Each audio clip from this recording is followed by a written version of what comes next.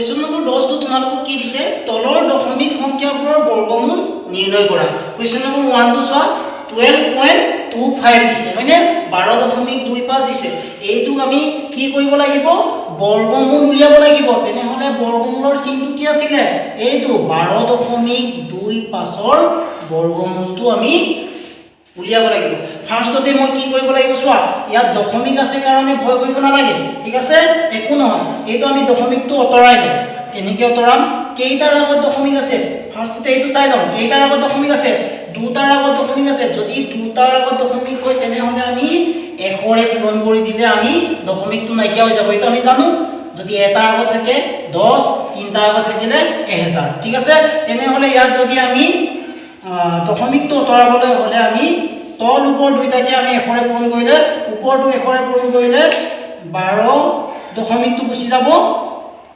1225 হ'বগে তেনেহলে তলৰটো কিমান হ'বগে তলৰটো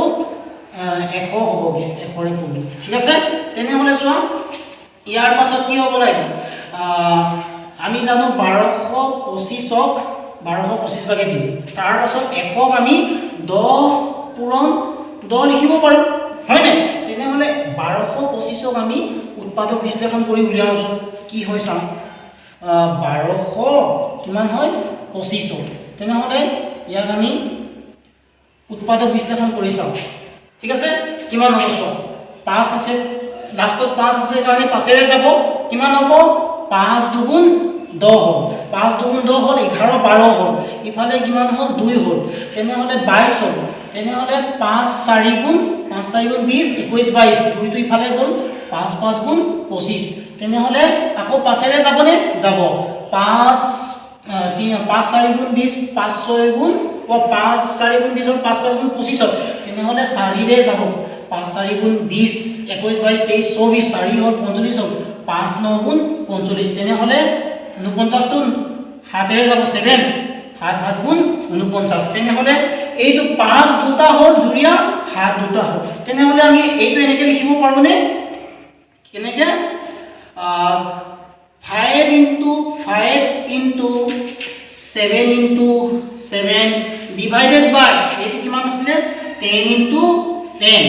10 into 10 ঠিক আছে এইটোকে আমি এনেকেও লিখিব পাৰো সো এনেকেও লিখিব পাৰো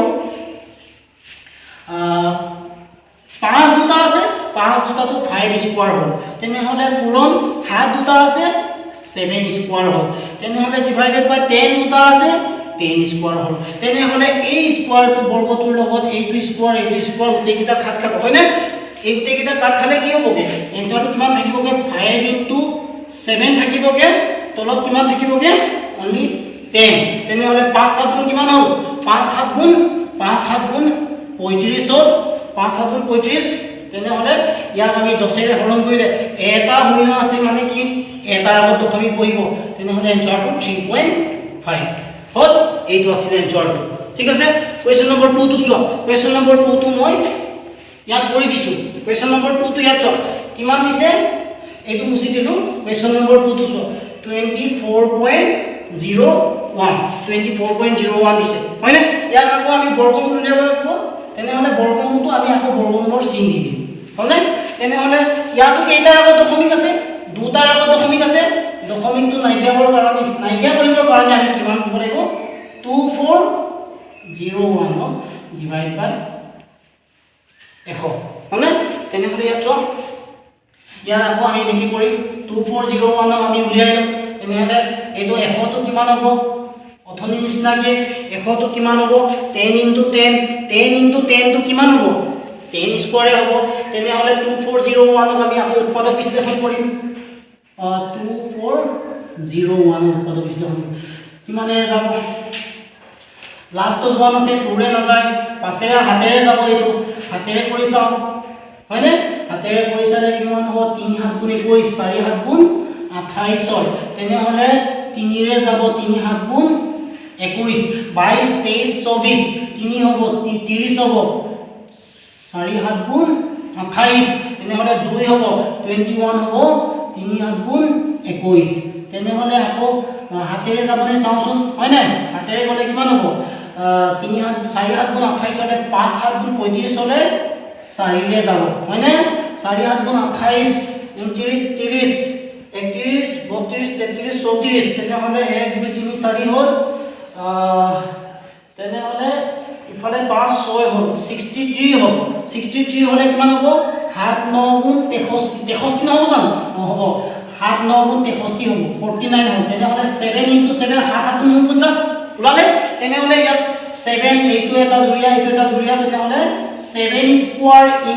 7 স্কয়াৰ হ'বনে তেনেহলে এই বৰ্গটো আৰু এই স্কয়াৰ কিটা কাট খাব এনসাৰটো কিমান হ'বগে 7 * 7 থাকিব তলত 10 থাকিব তেনেহলে 7 7 গুণ 49 তলত 10 আছে তেনেহলে 10 থাকিলে এটাৰ আগত দশমিক বহিবনে তেনেহলে 4.9 হ'ব এনসাৰটো 3 আৰু 4 টো চোৱা 3 আৰু 4 টো 3 টো কি দিছে 146.41 ক কৰিব লাগিব একেটা নিয়ম চোৱা 146.41 ৰ বৰ্গমূল উলিয়াবলৈ হলে ইয়াত দিলো 146.41 কেইটাৰ আগত দশমিক আছে দুটাৰ আগত দশমিক আছে তেনেহলে দুটাৰ আগত দশমিক হলে আকৌ আমি আগৰটো নিচিনাকৈ কৰিম 146 পইণ্টটো এতিয়া গুচি যাব 41 হল ডিভাইড বাই 100 হল তেনেহলে 14641 ক যদি আমি হৰণ পদ্ধতিৰে এতিয়া কৰি চাম ঠিক আছে হৰণ পদ্ধতিৰে কৰিলে ইয়াত দুভাগ কৰিলো ইয়াত 1 থাকিলে তেনেহলে 1 কিমান হ'ব 1 গুণ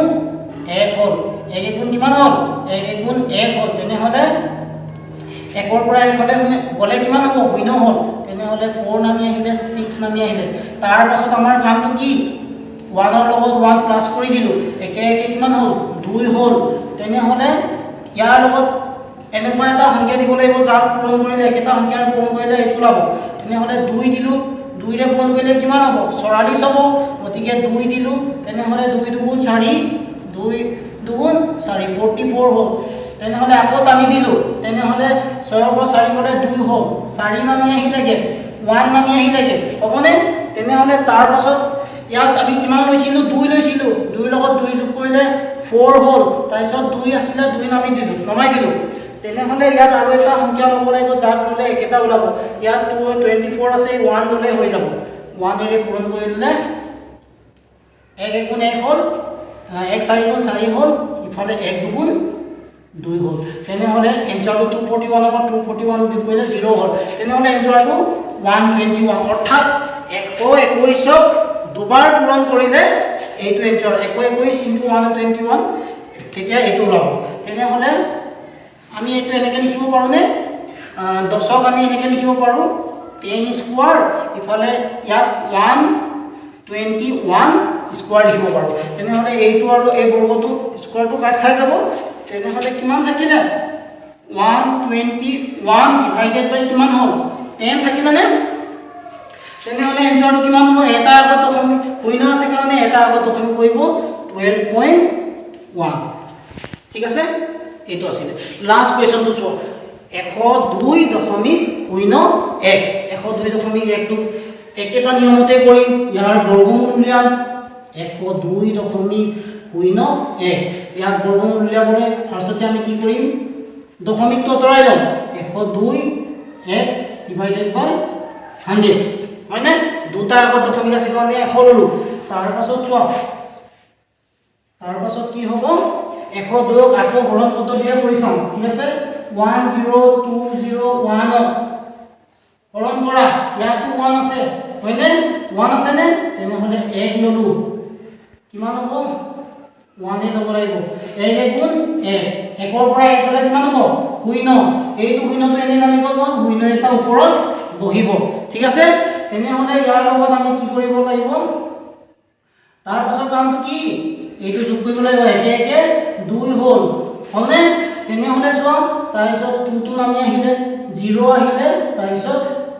1 হ'ব তেনেহলে এই 0 টো নামি আহিলে নহয় তেনেহলে ইয়াত কিমান হ'ব 2 হ'ল ইফালে একে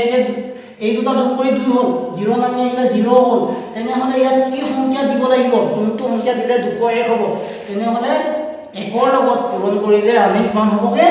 1 ৰ লগত পূৰণ কৰিলে 201 হ'বগে তেতিয়াহলে ইয়াত আমি 1 দিলো 1 গুণ 1 1 0 0 হ'ল 1 দুগুণ 2 তেনেহলে 201 ৰ পৰা 201 বিয়োগ কৰিলে 0 তেনেহ'লে এনচাৰটো কিমান হ'ল 101 অৰ্থাৎ 10 101ক দুবাৰ পূৰণ কৰিলে আমি এইটো 10201 পাওঁ গতিকে এইটো আমি এনেকৈ লিখিব পাৰোঁ 10201 আমি এনেকৈ লিখিব পাৰোঁ 101 পাইছিলোঁ নহয় 101 পূৰণ 101 তলত আমি 10 100 কেনেকৈ লিখিব পাৰোঁ 10 10 গুণ 110 তেনেহ'লে আমি ইয়াত কেনেকৈ লিখিব পাৰোঁ ইয়াৰ পাছত 101 স্কোৱাৰ হ'ল হয়নে তেনেহ'লে তলত কিমান হ'ব 10 স্কোৱাৰ তেনেহ'লে এইটো স্কোৱাৰ ইয়াৰ লগত কাট খাব তেনেহ'লে এনচাৰটো চোৱা 101 থাকিলে ওপৰত তলত থাকিলে অনলি 10 তেনেহ'লে 10 হ'লে শূন্য এটাহে আছে সেইকাৰণে এটাৰ আগত দশমিক বহিব এনচাৰটো 10.1 হ'ব এইটোৱে আছিলে তোমালোকৰ কুৱেশ্যন নম্বৰ 10ৰ 3 আৰু 4 পাৰ্টটো